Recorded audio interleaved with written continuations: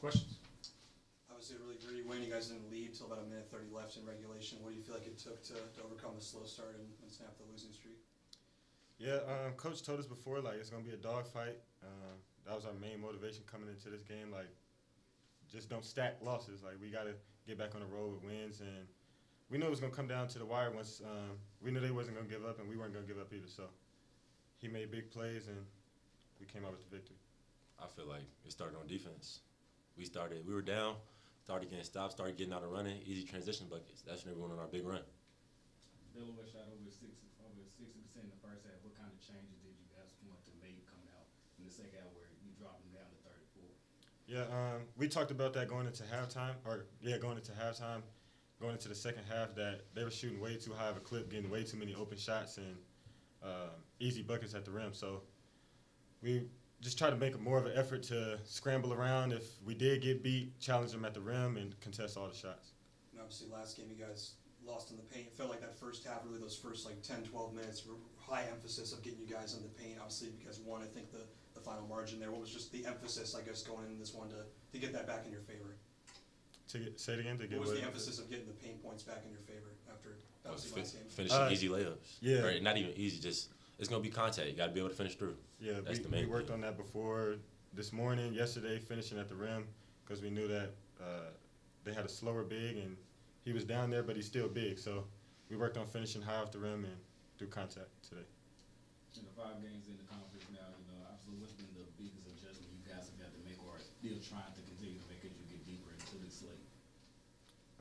I'd say just multiple efforts, and knowing that any team can beat you at any point, whether they're at the bottom, whether we at the bottom, at the top, and just trying to give effort all the time and keep our attitudes right no matter what situation we're in at any point in the game.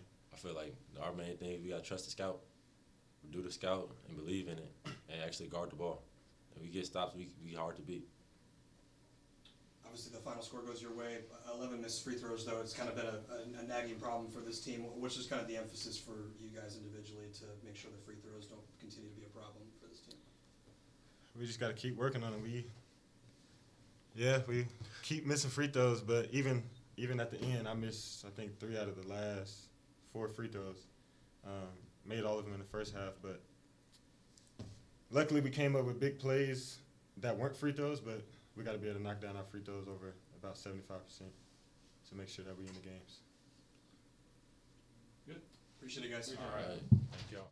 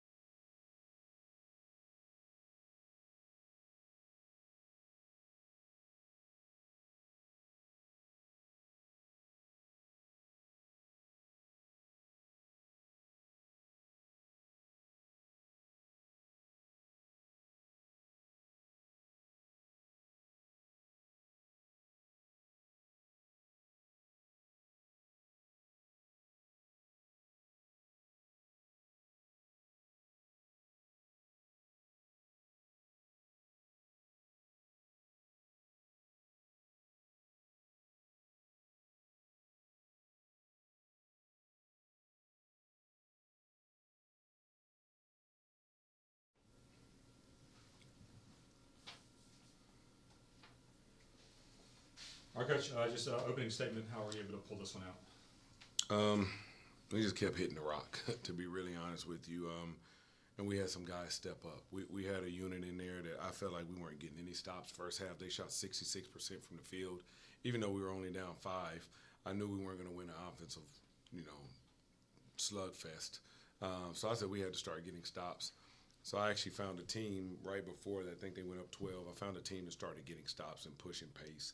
And once I found that team, I knew in the second half, if I started having trouble, I was going back to that unit or back to that group. And so that's ultimately what happened. I went back to that group. I took some guys out, and we had some guys step up. I'm so proud of Jalen Fenner and Mel Martinez. They stepped up. And even A.J. Bates. A.J. Bates started off, he was hot garbage. He was bad. But then he came in and scored some big buckets late, and he defended late. And that's the A.J. we know. And then Avery was great all night, rebounding and his vocal. He was engaged. And so when you have other guys step up, that's what good teams do. And then I looked on the bench and I saw guys encouraging and cheering for their teammates. And when it's not your night and teams encourage and they help, kind of lifts the spirits. That we want to be that team the rest of the year. Felt like Fenner grew up on the defensive end tonight. He was on bliss for pretty much that whole second half. He goes 3 of 10 from the field. I know he got downhill to the free throw line a couple of times, but it felt like all second half Bliss was trying to switch off of him and just talk about what he brought on that end of the floor. That's ultimately who he is. And I tell him, don't put your confidence in the offensive end of the floor. Like, put your confidence in being a defensive stopper. And when you do that, it's amazing. Coaches have a saying that the basketball gods favor you. Like, he locked in on defense. He challenged one of the better guards in this league. He made it tough on him. Not that he stopped him, but he made it tough on him. And then on the other end, the ball started going in. He made good decisions. I know he had to turn over late, but I told him, I tried to give him confidence, say, look, just be intentional about everything. In games like this as a freshman, you got to be intentional. And he didn't turn the ball over anymore. He was great. He executed everything we asked. So proud of him. Obviously, you talked about 60%, over 60 in the first half, and they dropped down to 34. At the break, was it more of an emphasis to try to run them off the line and try to make them make tougher decisions? Just put more ball pressure on the ball. The threes they were hitting, a couple of them, we were just standing there and they shot them. Like, we didn't have any ball pressure. They felt comfortable. And we had to make them uncomfortable. And when we made them uncomfortable and they got us on a few shots at the rim because we switched 1 through 5 in early in the game. And our small guys were out there and they weren't fighting. We got big guys that are guards. We're not a small team. And so I told our guards, you have to fight in the post if we make those switches. And they did. The second half, they fought. We made a few adjustments in there, and we gave ourselves a chance, and that's the biggest thing. And when you give yourself a chance, good things can happen. We're still not great shooting free throws. We're 19 for 30. If we can knock a couple of those in, maybe we don't get to this. But it is what it is, and I'd rather learn from a win again than learn from a loss. I was going to say, you come in here losing 3 straight. You obviously knew this was a must-win scenario. I guess just talk about the fight that they did show in that second half when, again, it would have been really easy for them to continue to not see the ball go in that first half. Delaware shooting the lights out. I guess just talk about their ability to respond in a moment that you needed them to. You know what? At the end of the game, it's a 40-minute game. I didn't want to show any panic in the locker room, but you're right. But I did challenge them, and I've been challenging them all week. And I'm telling them, we had a great speaker come speak to us. He talked about calling guys up, not calling them out. And I told him, I'm calling you guys up. I'm challenging you guys right now to make this game mean something. It's the most important game, not only because it's the next game, but we've lost 3 straight. And we don't do that a lot. And so if we lost 3 straight, this has to mean something. And I was so proud of those guys that did it. And usually you find those guys that step up is because they're putting in the work, and that's what happened. Obviously, overtime wasn't, the best offensive production as well. You didn't get your really first point until late in the overtime period. How big was it for Billy to come, be the spark to lead this to a win? He couldn't score it at all the first half of the second half. I think he was like 1 for 7 or something in the second half to that, and he started getting down on himself. And I told him, it's like you're thinking too much. Like, instead of coming off and shooting it, you're thinking and you're back. I said, just be confident in whatever you do. And whatever you do is okay. And I don't know if that helped him, but I wasn't going to be frustrated because I know he's put the work in and the ball usually goes in when he shoots. And so I think he got a lot of confidence when A.J. passed up open shot and gave him a wide open one. And he made it. And at that point, I think he was like, I'm back. And so once he did that, I called the last play for him again. As I do so many other times, and he executed and got to the rim and made an unbelievable layup. Down 8 with 6 minutes to go against a Delaware team that plays a slow pace. So you feel like you had to win every possession to even get back into the game. What was so critical about making that 13-3 run and finally getting that first lead of the game? To be honest, I thought they helped us. They started holding the ball. And 6 minutes is a long time to hold the ball because basically you're not trying to attack, and then we got other opportunities. So if we got to stop and we're attacking you really quick, and we're playing in our pace. Now, if they were scoring, holding the ball, it probably would have been a problem for us. But we were getting stops, and I think it helped us. But ultimately, it was us getting the lineup out there that was executing. We started just running plays. We're not going to go out there and freestyle. We're going to run plays. And I think the guys started understanding what we expected out of the plays that we were running, getting the ball moved side to side, actually making them move. And when they're not a deep team, they only got 7 guys out there and a lot of guys in foul trouble. Like, we wanted to attack them and make them have to play defense. And when they started being defensive and not playing defense, I thought it was good for us. To his question earlier about DJ, I mean, it seems like the last month he's pretty much taken control as far as your leading scorer, just the most consistent player night to night. I guess just how encouraging is that, knowing the slow start that he did have to the year, he's in the most important time of the year, he's showing up for you. You know, I give him the credit for that because, like I say, a lot of guys tank in that situation. The first few games of the year, early year, you worked all summer thinking I'm gonna be the man, and then the games start, the first few games of the season start, and you're not playing, and you're not getting on the court. And a lot of guys don't have the mental capacity or the toughness to fight through. And he just went in the coaches' offices, he went in the gym, and he just put in more work. And then I think we called his name in Indiana State, and he was dynamic at that game. And it gave him an opportunity to get another chance and another chance. And he's not only become an unbelievable offensive player, but he is dynamic on the defense as a ball guard and helping us. We're going to try to he had 4 rebounds tonight, which I didn't know. But if he can do that consistently, rebound and guard other teams' best guard, he's going to be a dynamic guard in this league.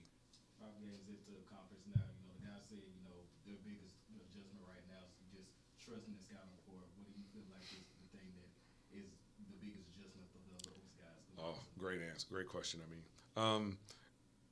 When you get a lot of new guys, maybe that haven't played this level of basketball or played junior college ball, or they're coming from high school, the scouting reports aren't as in depth.